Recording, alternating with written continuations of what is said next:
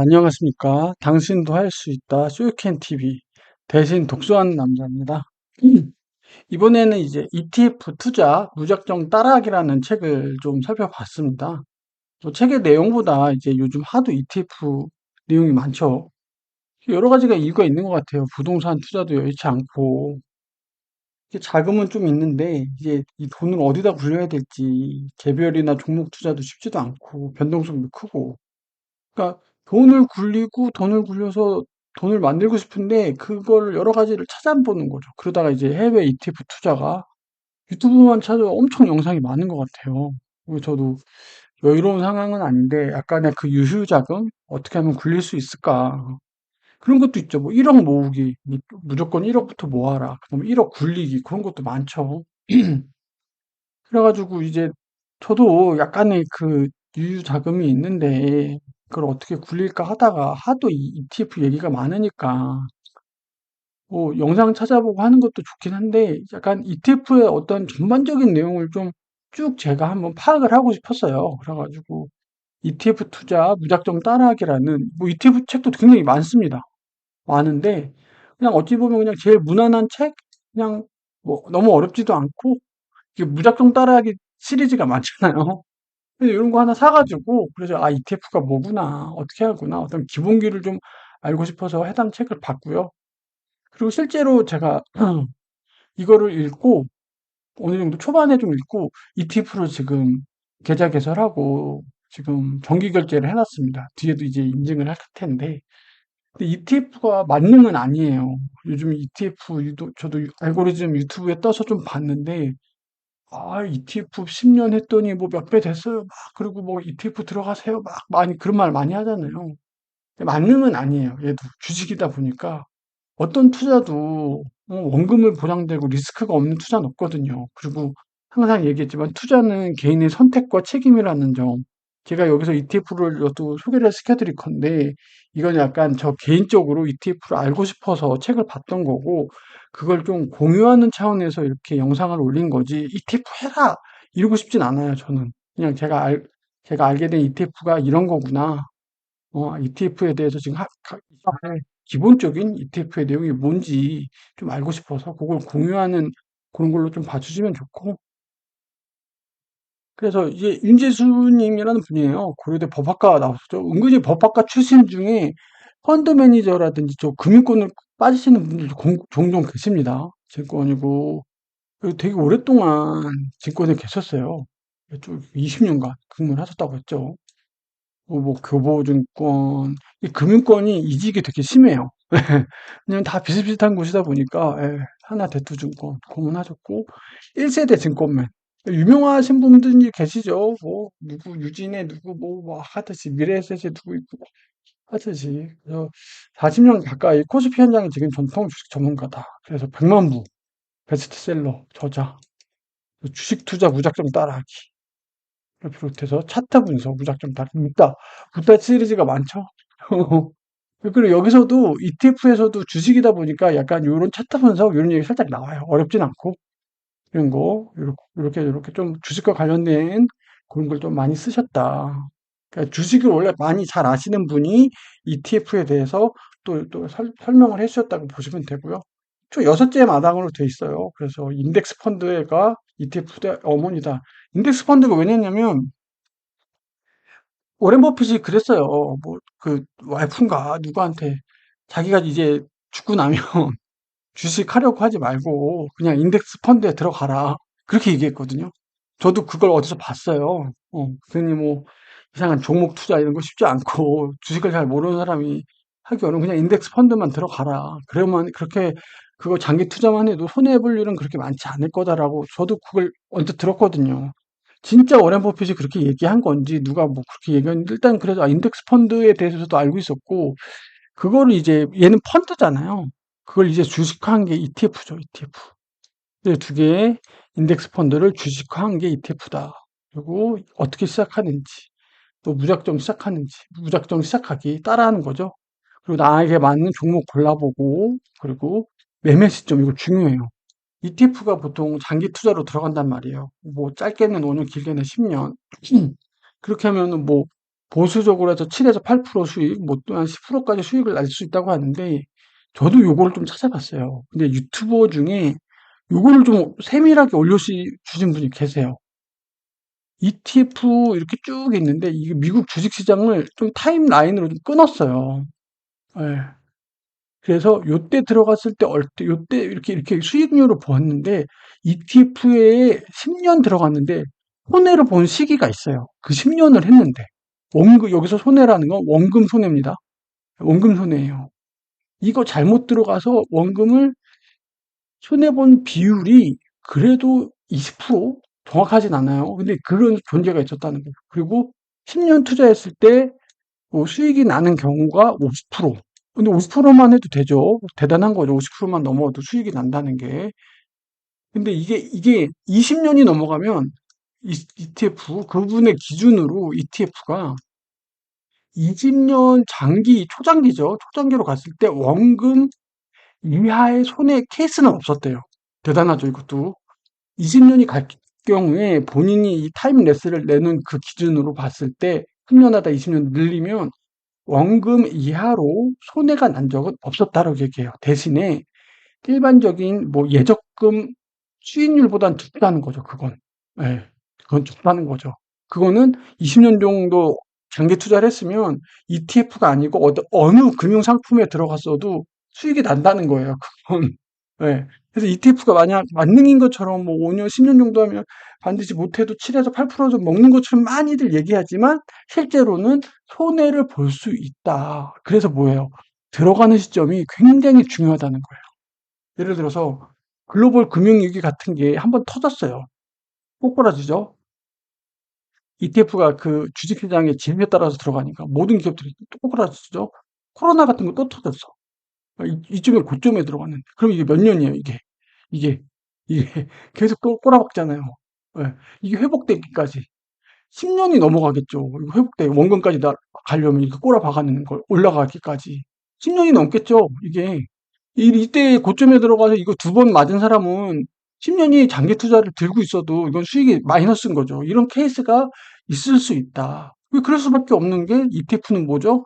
주식시장의 지수에 따라서 들어가니까. 예. 초장기로 주식시장이 이렇게 계속 지속적으로 하향 추세 10년이죠. 엄청 긴 장기가 되면 ETF도 수익이 안 날 수 있다. 그렇게 보시면 되고, 200% 활용 전략. 이렇게 해서 좀 29개의 테마로 있는데 어렵지는 않아요. 한 304페이지 정도니까 여러분들이 마음 먹고 1시간? 1시간도 그렇고 마음 먹고 앉아서 카페 같은 데서 차 한잔 하시면서 ETF 나 모르겠다. 한번 뭐 겉핥기식이라도 한번 해보자 하면 뭐 1시간 내에 다 보실 수 있어요. 예, 보실 수 있고 핵심만 나와 있기 때문에 막 엄청 어려운 상품이 아니에요. 물론 이제 ETF를 내가 꼼꼼히 들어가겠다. 나에게 맞는 ETF로 종목을 고르겠다면 이건 공부가 더 필요하긴 하죠. 저도 솔직히 그래요. 이것만 알고 들어가는 건 좀 위험해요. 주식이잖아요. 남 돈 먹기가 그렇게 쉬운 게 아니잖아요. 네, 보겠습니다. 첫 번째 마당 그래서 보면 이 중에서 좀 제가 좀 중요하다고 본 게 투자 원칙 5가지 ETF 이것도 조심해야 되고 고수익을 위한 매매 시점. 아까 말씀드렸죠. 들어가는 시점이 굉장히 중요하다. 주식은 저도 뭐 워렌 버핏 책을 많이 본 건 아닌데 워렌 버핏이 뭐 3원칙 얘기했죠? 1원칙 뭐 원금을 잃지 마라. 그거 말고 워렌 버핏이 얘기할 때 되게 중요한 게 뭐냐면 저가에 살아요. 저가에 살아. 이게 핵심입니다. 아무리 좋은 주식이고 아니고를 떠나서 일단 저가에 사야 돼. 이게 시작이에요. 이게 주식 투자의 시작입니다. 저가에 살아. 예. 본질적 가치로 결국 수렴을 하게 돼요. 10,000원이에요. 한 주당 10,000원짜리예요. 본질 가치가. 얘를 10,000원에 주고 10,000원에 샀어요. 이거는 투자가 아니죠. 이거는 그냥 산 게 수익이 안 나는 거예요. 이게 어떻게 해서 거기에 10,000원짜리야. 본질 가치가. 근데 본인은 이제 5,000원이란 말이에요. 저퍼. 예, 평가가 이렇게 나뉘고 이건 5,000원 나는 거죠. 이런 거에 들어가야 하는 거예요. 그래서 항상 생각해요. 이게 되게 오랫동안 보는 게 A라는 기업을 쭉 본단 말이에요. 워렌 버핏이. 주가를 계속 봐요. 비싸. 안 들어가요. 예, 안 들어가요.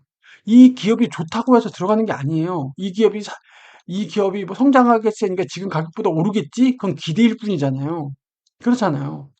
현재의 주가와 현재 상태를 보고 비싸. 본인이 생각하는 그 가격이 있단 말이에요. 비싸, 비싸.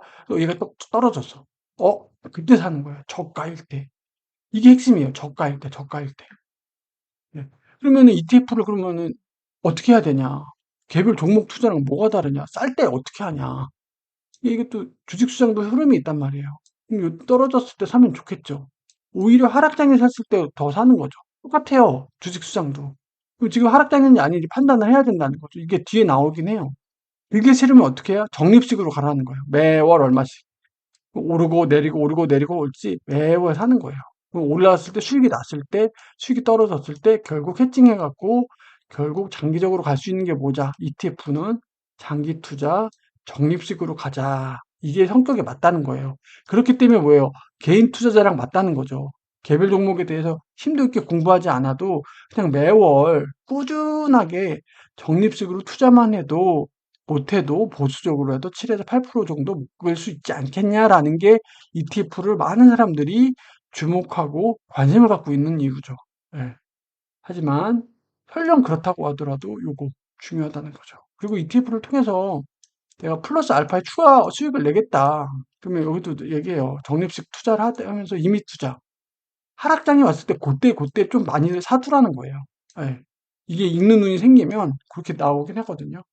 결국 이 책을 통해서 얘기하고자 하는 건 제가 지금 다 말씀을 드리긴 했어요. 그걸 이제 마당별로 조금 세부적으로 좀 보도록 하겠습니다. 첫 번째 말, 인덱스 펀드. 그렇죠. ETF는 인덱스 펀드를 주처럼 거래하는 그 우량 상품이다.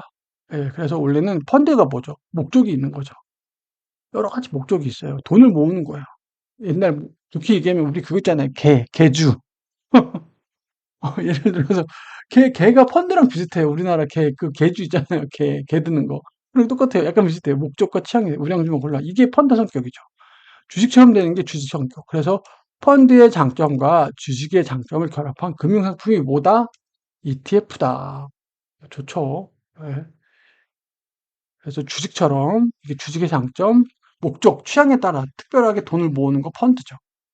그래서 인덱스 펀드는 11년에 나왔습니다. 역시 미국 금융의 나라 미국 웰스파고에서 나왔고 이때 S&P 개인 투자자 대상으로 74년에 나왔습니다. 예. 그리고 뱅가드 S&P 500 자산 규모 100조 원을 돌파했죠. 예. 76년에 100조 원을 돌파한 게 아니라 한 23년 기준일 거예요. 이 책에서 나왔는데 뱅가드 그 인덱스 퀄리피 이후 가장 큰 규모로 성장했다. 국내에는 16년. 예. 왜 이게 인덱스가 여기서 말하는 거 시장 지수예요. 주식시장 지수 인덱스를 말하는 거죠. 그래서 인덱스 펀드는 이때 이렇게 나오고 나서 그러면서 이제 각광을 받기 시작을 한 거죠. 그 액티브 펀드랑 패시브 펀드가 뭐냐면 액티브는 그래요. 또 그 활달하게 막 개별 종목 하듯이 적극적으로 하는 거고 패시브는 이제 그 적립식처럼 예, 기본 그런 식으로 하는 거고 당연히 이제 수익률만 보면 여기인데 장기 투자로 하게 되면 요쪽이 우월하다라고 얘기를 해요. 예. 장기 투자로 갈 정도. 장기 투자로 가면 시장의 어떤 그 기본적인 수익률보다 높은 개별 종목 수익률 높은 데가 그렇게 많지 않다고 하더라고요. 예. 그리고 국내 ETF 인덱스가 뭐가 있냐? 국내요, 국내. 코스피 200 요거 많이 한다고 하더라고요. 예. 타이거 이거 아마 이름을 타이거라 붙인 것 같아요. 코스피 100, 150, KRX 이렇게 코스닥도 있고. 예. 이렇게 이제 우리나라 이제 ETF가 나온 거죠. 우리나라 ETF.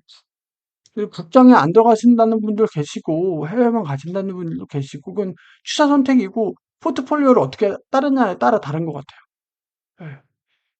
그리고 이제 첫 번째 마당은 이제 인덱스 펀드랑 ETF가 어떻게 되는 관계성을 얘기를 했고요. 인덱스 펀드는 이제 미국에서 70년대 나왔고 어떤 특성이 있는 걸 알았고요.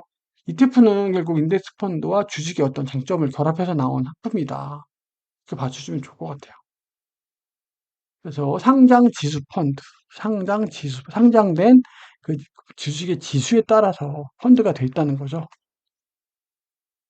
보시면 주식시장의 지수를 추적하는 인덱스 펀드이자 주식시장에서 거래가 가능한 주식시장. 원래 펀드는 사고 팔 때 조금 번거롭긴 해요. 예, 시간도 좀 걸리고. 자, 여기서 중요한 거.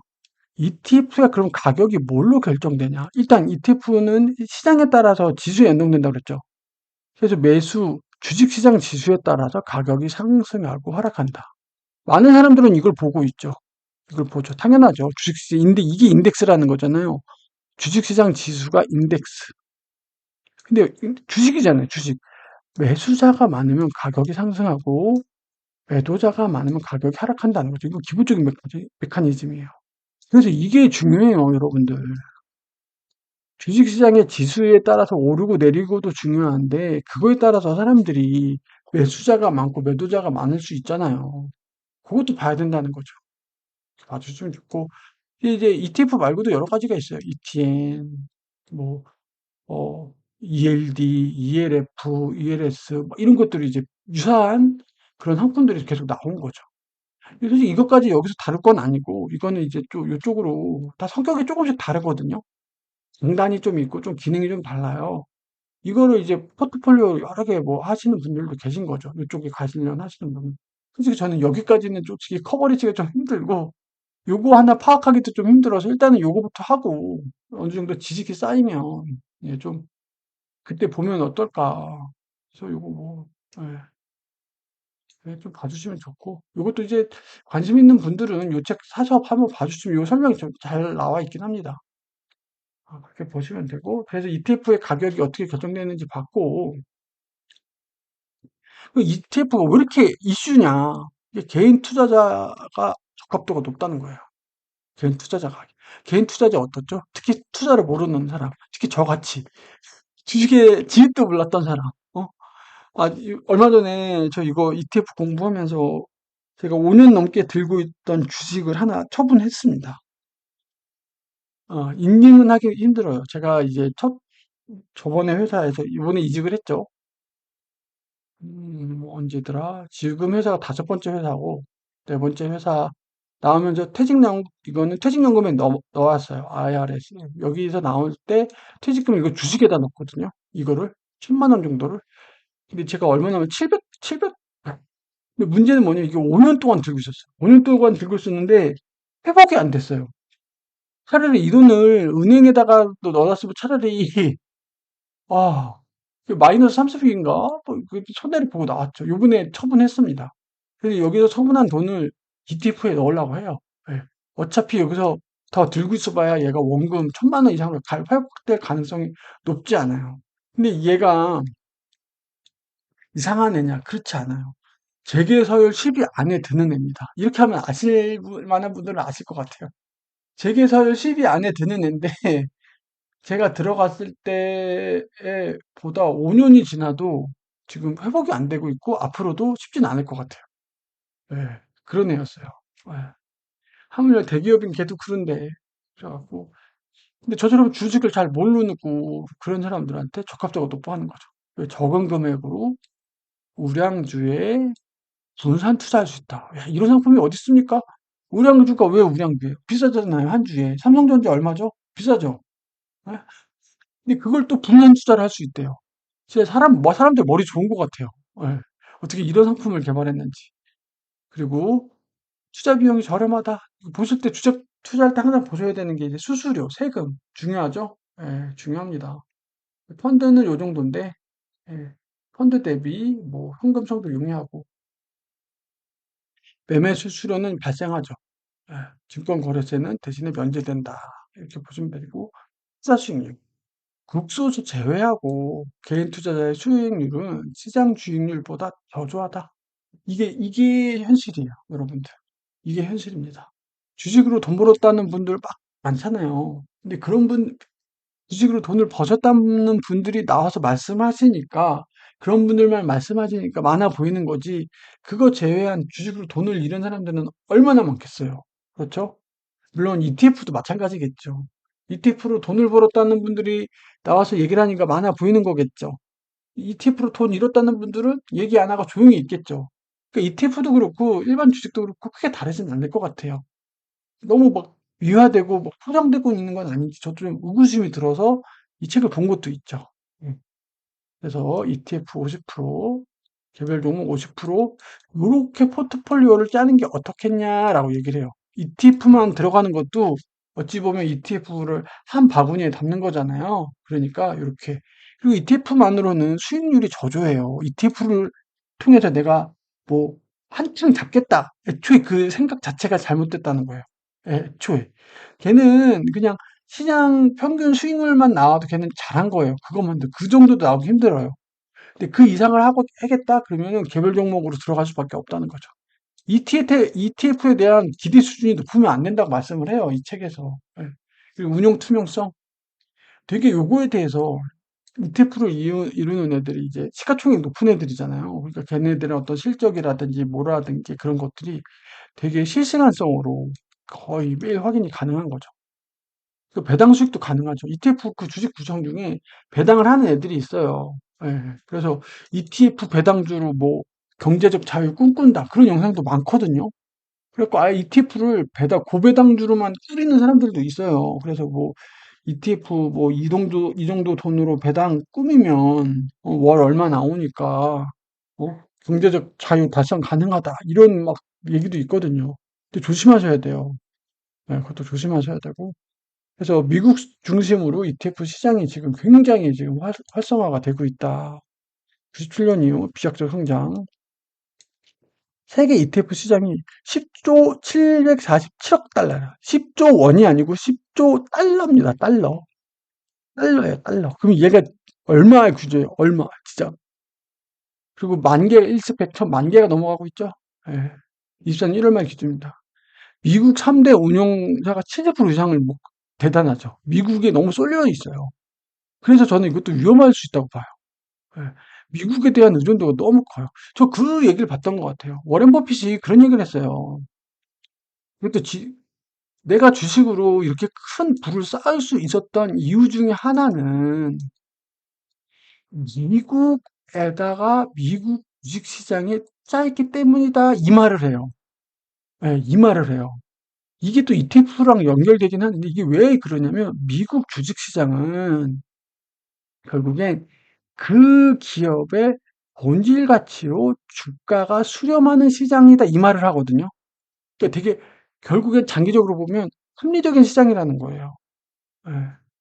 내가 미국 시장에 주식 투자를 했기 때문에 자기는 그만큼 부를 축적할 수 있다고 얘기하는 거죠. 그게 뭐예요? ETF랑도 약간 일맥상통하는 부분이 있죠. 예. 미국 ETF, 해외 ETF. 예. 그래서 예를 들면 S&P 500 종합지수 위탁증권 93년에 나왔습니다. SPDR, 스파이더라고 하죠. 거미. 소위 SPDR. 지금 요거하고 나스닥 100에다 들어간 거 크크크. 뱅가드, VOO. 예. 아마 이거는 오묘가며 ETF 들어보셨던 분들은 요 코드명들은 다 들어보셨을 것 같아요. QQQ, VOO, SPR. 그래서 이제 하반기 미국과 금융위기 오고 나서 이제 딱 떨어졌죠. 이제 이때 들어가셨던 분들은 아마 지금 엄청 부로 쌓으셨을 거예요. 그리고 그분들이 지금 나와서 ETF 돈 된다 이렇게 말씀을 하시는 걸 거예요. 지금은 ETF 고점이에요, 고점. 솔직히 들어가면, 아까 얘기했죠. 매수시 좀 중요하다고. 예. 근데 또 그런 사람도 있어요. 하루라도 빨리 해라, 투자는.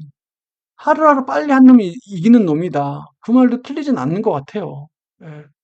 근데 하루라도 빨리 해서 이득을 얻으려면 그건 장기 투자했을 때 얘기 같고, 예. 근데 저도 저 주식에 대해서 전혀 모르고 감도 없어요. 전혀 없습니다. 이제 꼴랑 이거 하나 본 거예요. 그냥 ETF가 그전에 어떻게 나왔고 이런 배경이 있었고 지금 현황이 어떤지를 지금 이 책에서 이렇게 보고 있는 거죠. 근데 그만큼 돈이 많이 몰리고 있고 미국 중심으로 이렇게 지금 나오고 있다. 왜 미국에서 처음 나왔잖아요. 그렇죠? 그러니까 미국 주식 시장 중심으로 ETF 시장을 주도하고 있다는 거죠. 그러니까 미국 시장을 잘 봐야 된다는 거예요. 네, 보시면 좋고, 이제마다 매매하기. 이런 건 너무 주식 많이 해보셨던 분들은 저보다 더 잘 아시겠죠. 뭐 증권계좌하고 HTS, 전 HTS 이런 게 있는데 전 이건 깔지는 않았거든요. 뭐 스마트폰으로 요즘 잘 돼 있죠. 그래서 이런 걸로 시세 보고 잘해라. 라고 하고, 신용과 대주 공매도는 이 책에서도 나와요.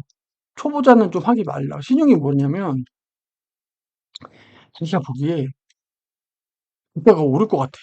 지금이 1,000원인데, 어, 1,500원 될 것 같아요. 근데 자기가 지금 돈이 없단 말이에요. 그럼 그거를 신용받아서 산다는 거예요, 더. 왜 오를 거면 이제 하니까. 대주는 뭐냐면, 하락할 것 같아. 하락할 것 같아. 네. 그래서 자기가 가진 주식을 빨리 파는 거예요. 하락한 후에 팔면 안 되니까. 예. 공매도 들고 있지 않는데 공매도 많이 들어봤죠. 그러니까 이게 뭔가 본인이 들고 있지 않으면서 막 하는 시도예요. 이거는 초보자가 하기 힘들다는 거죠. 개념도 어렵고 쉽지도 않고 그리고 리스크하기도 하고. 그래서 되도록이면 요거는 조금 숙련도가 좀 붙은 다음에 하라고 이 책에서도 나옵니다. 매매의 장점이죠. 실시간 매수. 매도 가능하고 분배금 얘기했죠. 배당 같은 거. 증권거래소에 0.3% 면제되고 매매 차익이 비과세된다. 주식형 ETF 같은 경우. 근데 해외 ETF 같은 경우에 환율도 있어요. 환율도 있고 뒤에서 또 나오는데 세금이 좀 있어요. 세금이 양도소득세 있기 때문에 그것도 자주 잘 봐주셔야 됩니다. 그래서 국내 증시에 상장된 모든 ETF 매매 차익 소득세 이거 낸다는 거죠. 그리고 금융종합과세인 거 아시죠? 2천만 원 초과되면? 예. 그 재경관리사 시험에도 이거 나옵니다. 소득세에서. 아, 또 씁쓸한 또 재경관리사. 네. 아, 이거 시험에 나와요. 재경관리사 그 소득세에 이거 나와요. 예, 케이스 문제로. 금융소득 2천만 원 넘어가는 거. 예. 그러니까 적립식 투자, 개인연금 계좌, 이거 중요합니다. 혹시 ETF로 생각하시는 분이라면 요거 좀 생각을 해보세요. 예. 적립식 투자가 뭐냐? ETF는 적립식 투자랑 되게 뭔가 궁합이 잘 맞는다고 얘기를 해요. 일정 기간 동안 정기적으로 정기적이 뭐죠? 매월 또는 매주 이런 식으로 일정 기간 동안 앞으로 뭐 5년간, 10년간 일정 금액을 투자한다. 매월 붙는 거예요. 비가 오나 눈이 오나 이 주식시장에다 계속 붙는 거죠. 오늘은 떨어졌어 이번 달 그래도 붙는 거예요. 다음 달 올라가면 되니까 계속 붙는 거죠. 이렇게 해줄 때 ETF가 힘을 발휘한다. 왜? 증권시장은 종국적으로 결국 장기 우상향한다. 계속 이렇게 붙임이 있지만 결국 이렇게 올라간다는 거죠. 그러니까 매월 부으면 결국 이 올라가는 이 장기 추세에 올라타지 않겠냐는 거예요. 근데 제가 한 번만 했어. 이거 오르기 그러면 그렇잖아요. 고점에만 들어가고 안 했어. 그럼 얘는 떨어지는 거죠. 이거 다시 오를 때까지 쉽지 않다는 거죠. 그리고 또 이미식 투자를 병행해라. 하락장일 때. 딱 보니까 하락장이 좀 길어질 것 같아. 하락장이야? 그때 좀 사두는 거죠. 그럼 상승장 되면 오르겠죠? 예, 그런 것까지 섞어서 하면 더 좋다라고 얘기를 해요. 이게 베이스, 그러면서 플러스 알파로 임의식으로 해라라고. 예, 요것만 하면은 수익률이 높지 않으니까 그렇게 얘기해 주시는 거고, 퇴직연금 계좌 IRP 연 700만 원씩 세액공제 되고요. 900만 원 이상 초과 납입할 때는 안 돼요. 그리고 8개 증권회사만 IRP 계좌를 통해 ETF 거래가 가능한 요거 확인해 주셔야 돼요. 그러니까 IRP 계좌에서 ETF 투자가 가능한 애들 누구냐? 미래에셋, 삼성, 신한, NH, 한국투자, KB, 하이투자, 대신증권이라는 거예요. 여기에 IRP 퇴직연금 계좌를 가지고 있으면서 ETF를 하면 요 혜택을 받을 수 있다는 거예요. 요 혜택을. 네. 연금 수령 조건은 55세 이상, 5년 이상, 최소 10년 이상. 솔직히 그래갖고 ETF 투자는 계획퇴직연금 계좌로 하시는 게 압도적으로 유리해요. 이건 거의 그냥 이렇게 하시면 되는데 전 솔직히 그렇게 안 했거든요. 그렇게 안 했는데 그러면 이게 워낙 세제 혜택이 좋으니까 900만 원, 700만 원 세액공제가 어디에요? 700만 원을 이미 먹고 들어가는 거죠. 다른 사람들보다. 그래서 근데 사람이라는 게 또 참 일이라는 게 모르니까. 그래서 ETF의 투자 원칙, 제가 앞에서 살펴드린 것처럼 좀 중요하다고 생각을 하는 건데, 유행에 따른 투자 금물. 지금 유행인 것 같아요, 저는. ETF가 지금 유행인 것 같아요. 지금 가격이 되게 비싸거든요. 아까 ETF 가격 결정 뭐라고 그랬죠? 미국 주식시장, 아니, 미국이라고 얘기 안 할게. 일단 주식시장의 전체적인 주가랑도 연동이 되면서 매수자, 매수자가 많으면 뭐예요? 가격이 오른다고 했죠? 지금 돈이 몰리니까 더 오르는 것일 수도 있어요. 그래서 상품 내용을 충분히 검토해라. 본인이 들어가고자 하는 ETF에 대해서 여러 가지 조건들이라든지 내용을 좀 꼼꼼히 살펴라. 그러는 거죠. 자산운용사 파산 시에서도 투자자는 환급이 된다. 원금 보장이 된다는 얘기는 아니에요. 네. 원금 보장이 된다는 얘기는 아닌데 이게 파산됐다고 해서 돈을 못 받지는 않는다는 거예요. 그리고 ETF도 손해볼 수 있다. 이거 별표, 별표. 손해본다는 얘기를 많이 안 해요. 여러 유튜브 얘기도 있고 뭐 하는데 이게 분명히 가능해요. 손해볼 수 있어요. 10년 장기 투자에도 불구하고 원금 위에 손해 가능. 그래서 뭐야? 투자 시점이 매우 중요하다. 그때 얘기했죠. 글로벌 코로나. 요 시기에 고점에 들어간 분은 어떻게 되는? 10년 지났어도 손해 보겠죠. 그리고 설령 지금 나왔어도 이만큼까지 회복이 안 됐을 수도 있는 거잖아요. 10년이라는 시간이 이 시간이 마법을 부려주는 것처럼 얘기를 하는데 그렇지 않은 거예요. 시작점이 중요한 거예요, 이거. 이거 중요해요. 이게 뭐랑 얘기한 거야? 워렌 버핏이 얘기했잖아요. 뭐, 저가에 들어가라. ETF도 마찬가지예요.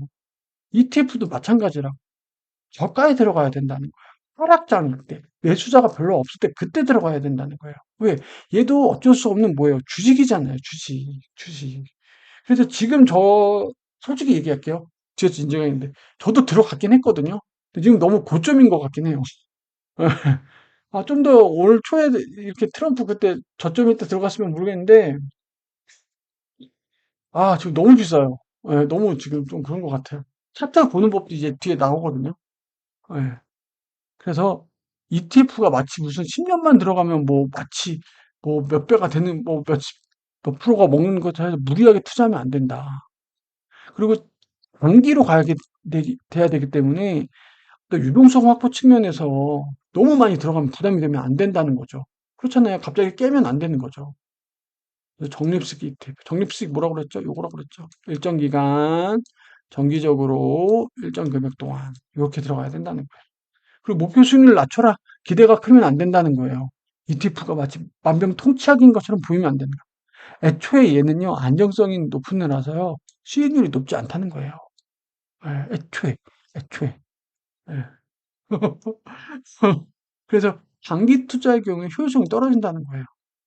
그렇잖아요. 주식시장이 이렇게 내가 한 10년 지나고 나니까 이렇게 올라가 있지. 하루하루 보면 올랐다 떨어졌다 한단 말이에요. 예. 그러니까 단기 등락을 극복해라. 저렴한 비용, 장기 투자, 분산 투자가 믹스된 상품이다. 이게 뭐가 ETF가요. 근데 이 장기 투자를 달성하지 않고 이게 깨지면 뭐예요? 이 상품의 상품성이 없다는 거예요. 통계적으로 최소 5년, 10년 이상일 경우 개별 종목 액티브보다 유리하다. 최소 5년이에요. 최소 5년. 이것도 100%는 아니에요. 예, 그렇게 봐주시면 됩니다. 계좌 관리를 해라. 이게 계좌 관리를 한다는 게 무슨 말이죠?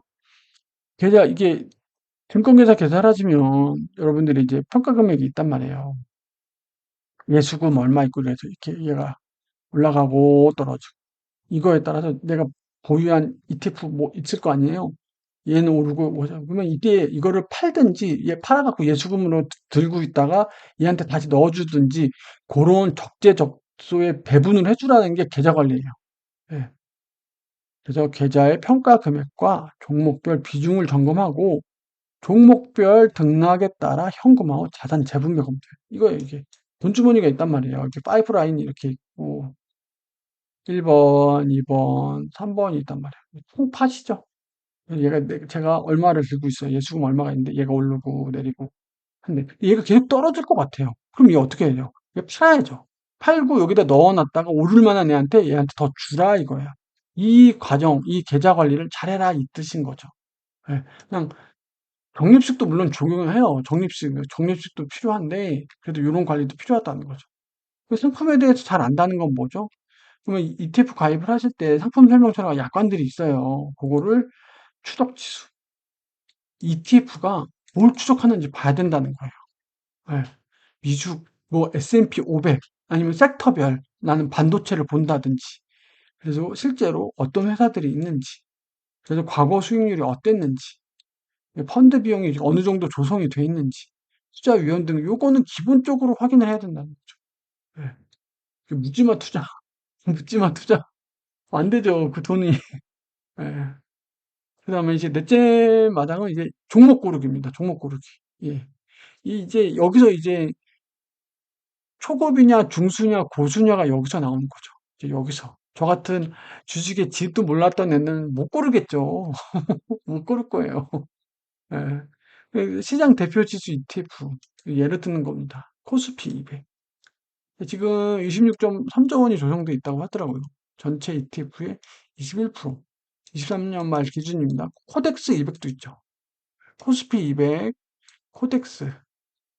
그다음에 이제 삼성 자산운용에서 나온 코덱스 200이 이게 대표적인 거라는 거예요.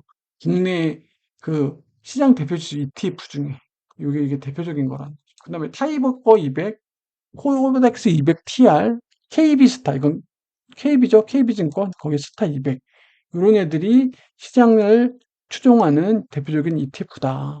그래서 장기 투자하고 이런 애들 적립식 투자하고 되도록이면 종목 수가 많은 상품 이게 분산 투자된다는 거죠. 그리고 운용 보수가 저렴한 쪽으로 해야 된다. 그러니까 시장 대표 지수 ETF 예를 든 거고 이런 애들은 장기 투자, 적립식 투자 이렇게 요게 조금 개인 투자자 중에서 초보자 저 같은 사람들 그런 사람들이 들어가기 그나마 괜찮지 않을까 싶어요. 예. 이것 때문에 지금 ETF에 돈이 많이 몰리는 거겠죠? 큰 고민 없이. 예. 섹터 지수, 섹터. 업종이죠. IT, 반도체, 자동차, 이런 거. 얘가 조금 더 높겠죠. 그럼 그만큼 변동성은 높을 거예요. 근데 거래량을 반드시 확인해라.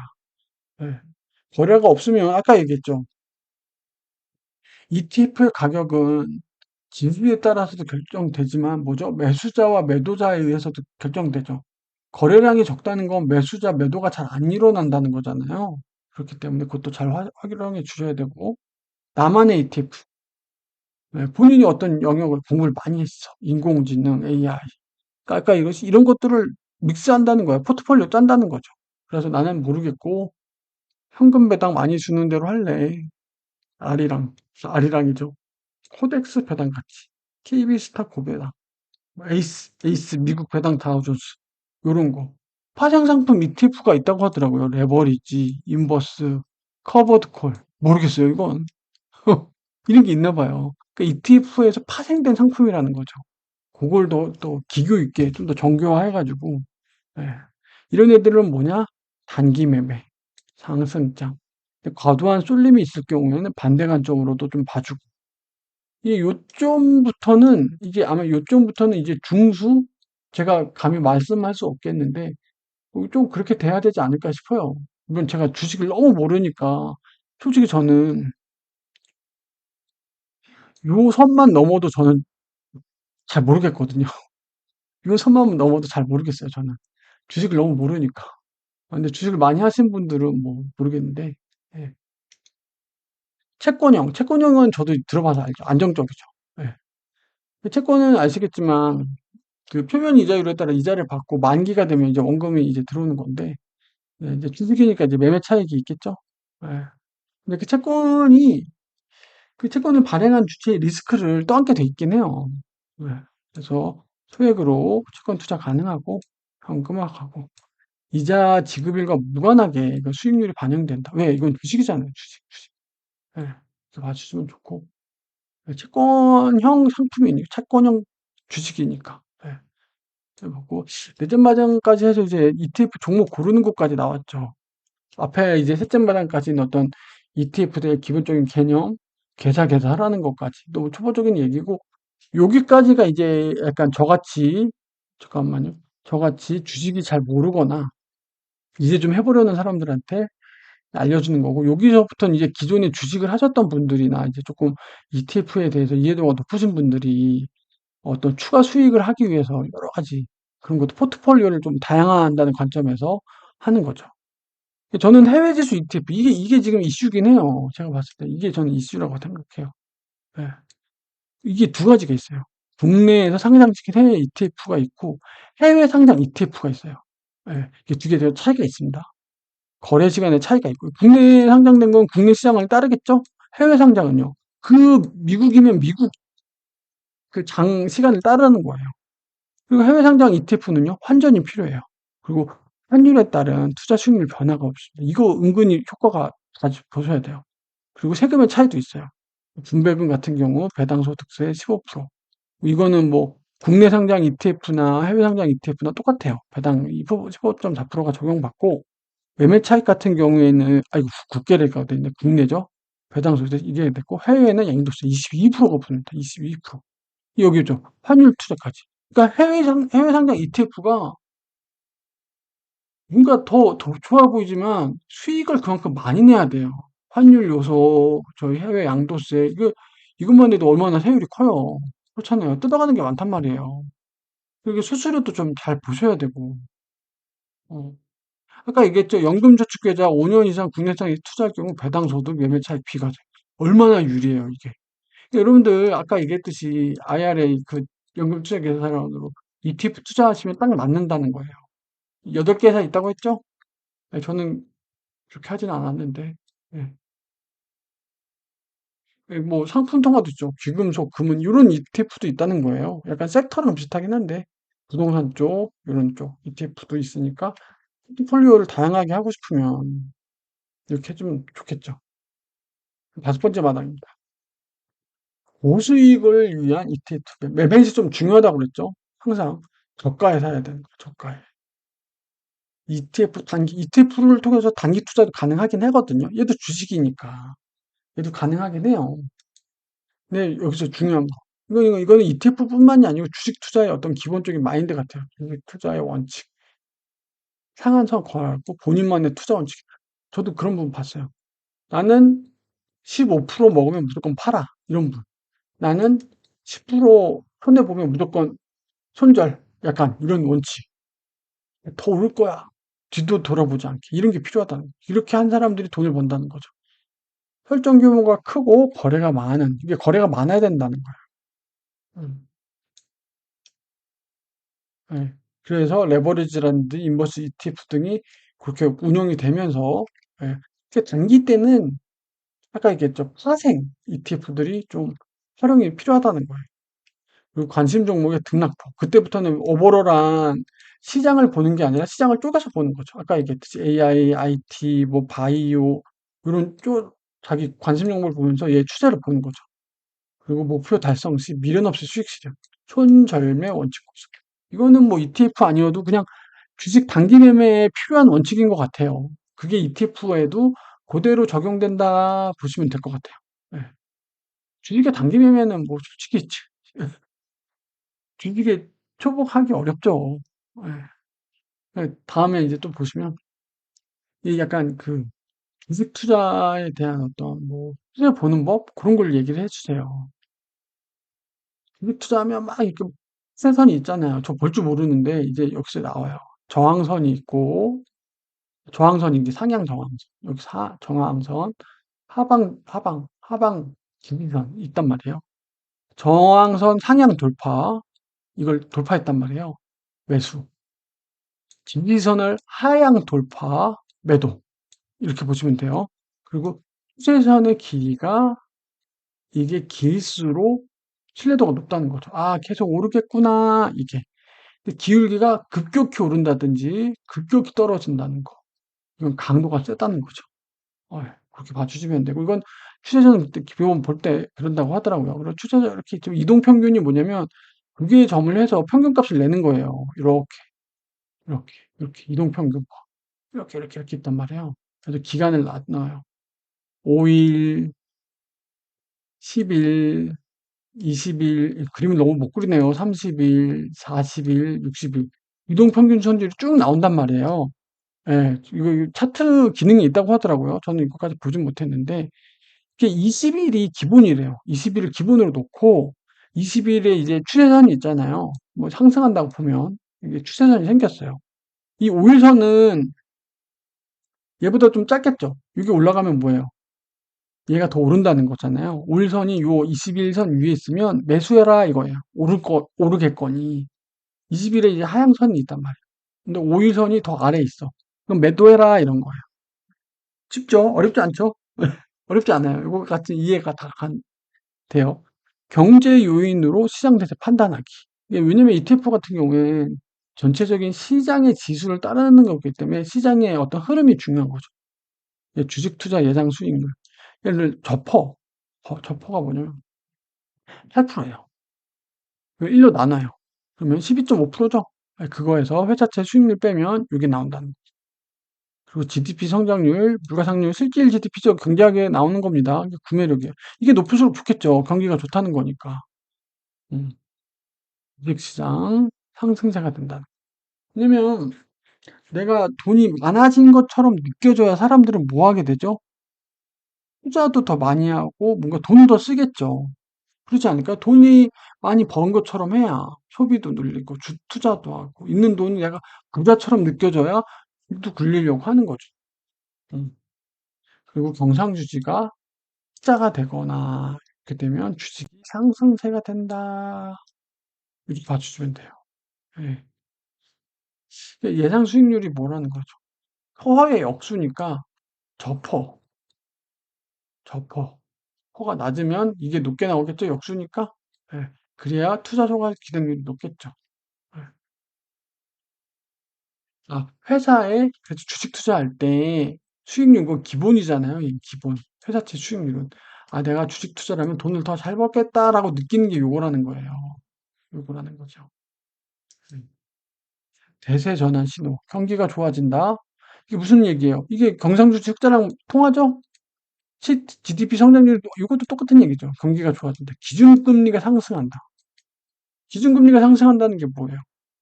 은행이 기준금리를 올려요. 왜 그렇죠? 밖에 나가 있는 돈을 은행 쪽으로 땡기고 싶은 거예요. 네. 사람들이 왜 은행 말고 왜 딴 데다가 투자를 했을까요? 경기가 성장이 하니까. 은행에다 돈 넣은 것보다 밖에다가 투자하는 게 좋아 보이니까 그런 거야. 그러니까 은행 입장에서는 어떻게 해요? 자기네 쪽으로 돈을 땡기기 위해서 금리를 올리겠죠? 그렇지 않을까요? 환율이 하락했다. 여기서 환율은 좀 달러가겠죠? 예. 경상도 적자, 외국인이 매수했다. 외국인이 매수한 거죠. 그리고 일본 그래프가 60일 이동평균, 60일 있죠. 이동평균보다 일본이 높다. 예. 주가 상승 추세다. 이렇게 봐주시면 된다는 거죠. 이거 반대 경우는 뭐예요? 주가 하락 추세라는 거예요. 경기가 안 좋아진다. 기준금리가 하락했다. 기준금리가 하락을 왜 하죠? 은행에 대해서 은행 놔두는 게 별로 안 좋고 가서 빨리 나가서 투자하라 이거예요. 은행에다 돈 넣지 말고 가서 투자해. 투자해서 경기 살려 이런 뜻인 거예요. 예. 예, 그렇게 사인을 보시면 환율이 상승한 거죠. 예. 환율 상승했다는 건 뭐죠? 달러가 높아졌다는 거죠. 달러의 가격이 비싸졌다는 거예요. 그건 뭐죠? 우리나라 돈의 가치가 떨어졌다는 거죠. 이렇게 보시면 되고, 예. 경상주지 적자, 외국인이 팔고 나간 거죠. 국내에 대한 메리트가 없다는 거예요. 투자 수익률이 적다는 거죠. 거꾸로 되면 그러겠죠. 일봉이 떨어진다. 60일 이동 평균과. 그러면 주가가 하락 추세라고 보시면 돼요. 전체적인 주식 시장을 보는 사인이에요, 사인. 저도 요번에 알았어요, 요번에. 예, 저도 요번에 알았습니다. 예. 이게, 이거보다 더 복잡하게 보시는 것 같아요. 주식 투자하시는 분들은. 전 잘 모르겠는데. 예, 전 요번에 처음 봤거든요. 예. 근데 그 증권 앱이나 이런 데 보시면 다 이렇게 추세선 나오잖아요. 그리고 여기 버튼들이 있는 것 같아요. 21선 뭐 이렇게 그거 눌러보면 이게 툭툭툭툭 변하니까 그거 보시고 그런 기본적인 분석 툴은 제공이 되니까 그게 좀 참고해 주시면 좋을 것 같아요. 저도 아직은 봐본 적이 없긴 한데 예. 그래갖고 ETF를 200% 활용하는 전략은 뭐냐? 이것도 결국 ETF도 포트폴리오예요. 포트폴리오 짜라. 그렇죠? 포트폴리오 정리하기죠. 예. 그리고 핵심 주변 전략이 코어 앤 세틀라이트. 세틀라이트가 뭐죠? 태양이 이렇게 있고 위성이에요. 위성. 여기 태양을 주변은 얘가 시장 지수로서 기본 7에서 8% 먹으면 이 세틀라이트들이 플러스 알파 해줘라 이렇게 폴리오를 구성해야 된다는 거. 그게 여기서는 세 가지 정도로 합니다. 이게 절대적인 수치는 아니고 여기서 예로 드신 거예요. 그 분명히 얘기지만 투자는 본인의 선택과 책임입니다. 예. 그래서 시장 추적 ETF를 70% 정도 놓고 반도체, 여기 성장주, 이런 애들을 30% 넣는다. 이게 뭐죠? 이건 시장 대표를 쫓아간다는 거. 자, 성장주. 얘 한 30% 놓고, 섹터, 테마주, 해외 지수 쭉 놓고. 안정성은 뭐죠? 시장 30% 놓고, 채권을 50% 넣는다는 거예요. 그리고 개별 주식, 특히 개별 주식 20%. 얘가 좀 안정적일 것 같긴 한데, 일단 그렇다고 하더라고요. 예. 요거 하나 예시예요, 예시. 예, 이렇게 봐주시면 좋을 것 같고. 음, 그리고 레버리지. 여기서 레버리지라는 건 신용매수와 대주매도 얘기했죠. 본인이 지금 들고 있는 그 돈이라든지 예수금보다 본인이 생각하기에, 시장이 예상하기에, 아, 오를 것 같아. 주가가 떨어질 것 같아. 그 예상에 따라서 신용을 매수하거나, 하락이 예상 대주매도 하거나, 이렇게 하는 거죠. 이거는 주식시장을 예측한다는 게 일반 개인이 쉽지가 않잖아요. 그걸 실제로 그 모형이 있어요. 랜덤. 되게 유명한 모형입니다. 워크 모형. 주식 주가의 전망은 술 취한 사람이 휘청휘청 걷는 것처럼 랜덤 워크 예측할 수 없다라는 게 진짜 모델로 있어요. 여러분. 진짜 경제학에서 이게 랜덤 워크 모형이라고 있습니다. 네. 그래갖고 이거를 먹고 자기는 주식 투자 안 한다는 친구도 있어요. 어차피 내 지식과 머리로 예측이 안 되는 시장이다. 주식 시장이 그래요. 근데 이게 어디서 나온 거예요? 미국에서 나온 이론이에요. 워렌 버핏이 얘기했죠. 예, 미국 시장에 안에 투자했기 때문에 내가 이만큼 돈을 벌 수 있었다. 왜? 결국 장기적으로 기업의 본질 가치로 주가가 수렴한다고 생각하기 때문이다. 그 말도 장기적으로 보면 맞겠죠. 장기적으로. 장기적으로. 근데 이 랜덤 워크 모형도 있다는 거예요. 랜덤 워크. 유명한 모형입니다, 이건. 음. 그래서 국제 분산 투자 활용, 고수익, 고위험. 국내 시장 대표하고 해외 주사에 60 넣고, 안정적인 수익은 국내 시장 대표에 80 넣고 해외 지수 20 넣고, 이렇게 한다는 것도 있고, 유유자금이나 차익거래 같은 경우에 ETF를 좀 활용해라. 그 ETF에 내재된 투자 위험도 있다는 거예요. 그렇겠죠. 당연히 없진 않겠죠. 주식인데. 그리고 해당 국가, 뭐 해당 상품, 아까 얘기했죠. 그 상품 설명서라든지 약관 보시면 걔가 바스켓에 들고 있는 회사들이 있단 말이에요. 그 회사가 갑자기 어려워질 수도 있고 이슈가 터질 수도 있거든요. 예? ETF라는 이름 하에는 무슨 만병통치약인 것처럼 그렇게 보이면 안 된다는 거죠. 예. 저도 그래서 이 책을 읽고 저도 ETF를 들어갔습니다. 주식 투자 처음 해봤어요. 그래서 제가 좀 인증을 해보자면 저는 스파이더, 뱅가드 두 개 들어갔어요. 30만 원씩 매월 26일날 들어갑니다. 30만 원씩. 그 포트폴리오 관점에서 좋지 않아요. 아까 얘기했듯이 전 해외 ETF에만 정기 투자한 거잖아요. 그리고 얘네들이 지금 닮아 있겠는데 얘가 좀 스펙트럼이 얘가 조금 넓거든요. 네. 어찌 보면 저는 해외 ETF에다 몰빵한 거예요. 몰빵. 그거 좋지 않아요. 저는 이거. 네, 좋진 않은데 그냥 국장에 대해서 저는 약간 잘 몰라서 그런지 주식을 잘 몰라서 그런지 조금 그래요. 근데 이제 미국 시장에 그 혁신을 하는 글로벌 기업들이 미국 기업들이 많잖아요. 미국 시장이 워낙 크고. 그래서 그런 것도 있고. 근데 나중에 이제 제가 해서 진짜 5년, 10년 지났을 때 얘가 제가 계속 들고 있길 바라고 얘가 저에게 어느 정도의 수익을 줄지 인증할 수 있는 날이 왔으면 좋겠어요. 예, 지금 오늘 이 영상을 올렸고, 그리고 5년 또는 10년 후에 이 녀석들을 계속 쥐고 있고 얘네가 수익이 얼마가 나오는지 인증하는 영상을 올릴 수 있었으면 좋겠어요. 그날이 올지 안 올지는 솔직히 저도 잘 모르겠어요. 지금 제가 나이가 어리지도 않아요. 예. 앞으로 제가 회사를 몇 년을 더 다닐지도 모르겠어요. 10년을 더 다닐 수 있을 거라고 보지는 않아요. 예, 진짜 그래요. 제가 이걸 느끼면서 이걸 하면서 느낀 게, 아, 숫자는 빠르게 할수록 여러분들, 오늘 이 영상 보시고 이것뿐만 아니라 유튜브에 나와 있는 많은 영상들 있잖아요. 늦지 않았어요. 그렇다고 너무 성급하게 하시라는 말씀은 아니에요. 남들이 ETF 하는데 나도 해야겠다. 막 그렇게 생각하지 마시고 늦지 않았어요. 충분히 공부하시고 충분히 공부하시고 여러분들이 아, 나 이걸 전 투자 원칙이라고 할게요. 투자 원칙. 본인의 투자 원칙. 뭐 거창한 거 아니어도 돼요. 막 엄청 촘촘하고 이론적으로 그거 아니어도 돼요. 나는 하루에 1,000원씩만 넣겠다. 이것도 하나의 투자 원칙일 수 있잖아요. 그렇잖아요. 이것도 하나의 투자 원칙일 수 있단 말이에요. 그러니까 빨리 하시는 게 좋아요. 빨리 하시는 게. 빨리 하시는 게. 부동산 투자도 그래요. 여러분들, 부동산 투자도 직접 해본 거랑 이사를 몇 번 가본 사람이랑 안 가본 사람이랑 경험치가 달라요. 예. 부동산 계약서 진짜 써본 거랑 임장 가가지고, 집 체크하고, 어, 이사해보고, 그거랑 진짜 달라요. 이사 횟수에 따라서 부동산에 대한 그게 달라진다니까요. 부동산 얘기하다가 빠졌는데. 그래서 저도 느낀 게, 아, 내가 조금이라도 더 젊었을 때 쓰면 좋았겠다. 물론 뭐 너무 성급하다가 돈을 잃으면 안 되겠지만. 그래서 여러분들도 본인만의 투자 원칙을 세우시고, 뭐 거창하지 않아도 돼요. 그리고 그걸 철저히 지킬 수 있으시면 좋겠고, 제가 뒤에서 보여드렸던 이거는 지금 제가 앞으로 뭐 제 경제 사정이 어떻게 될지 모르겠지만,